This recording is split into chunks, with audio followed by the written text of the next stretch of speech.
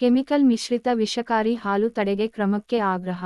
Vijayapura, July 16 Vijayapura ಜಿಲ್ಲೆಯಲ್ಲಿ chemical ಮಿಶ್ರಿತ, ವಿಷಕಾರಿ, ಹಾಲಿನ ಮಾರಾಟ ಹಾಗೂ ವಿತರಣೆಯನ್ನು ತಡೆಗಟ್ಟುವಂತೆ ಜಿಲ್ಲಾಧಿಕಾರಿಗಳಿಗೆ ಮನವಿ ಸಲ್ಲಿಸಲಾಗಿದೆ.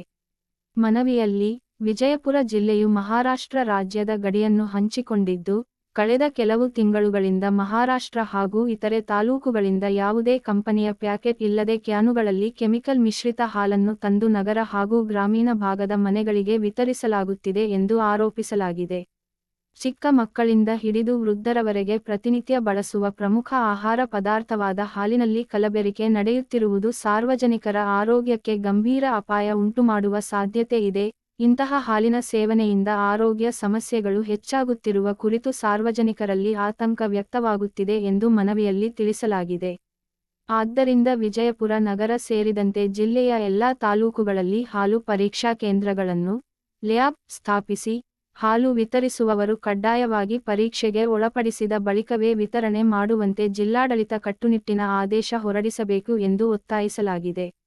ಅಲ್ಲದೆ, ನಿರ್ಜನ ಪ್ರದೇಶಗಳಲ್ಲಿ ಕೆಮಿಕಲ್ ಮಿಶ್ರಿತ ಹಾಲು ತಯಾರಿಸುವ ಜಾಲವನ್ನು ಪತ್ತೆಹಚ್ಚಿ, ಜನರ ಜೀವದೊಂದಿಗೆ ಆಟವಾಡುತ್ತಿರುವ ಆರೋಪಿಗಳ ವಿರುದ್ಧ ಕಾನೂನು ಪ್ರಕಾರ ಕಠಿಣ ಕ್ರಮ ಕೈಗೊಳ್ಳುವಂತೆ ಜಿಲ್ಲಾಡಳಿತಕ್ಕೆ ಮನವಿ ಮಾಡಲಾಗಿದೆ.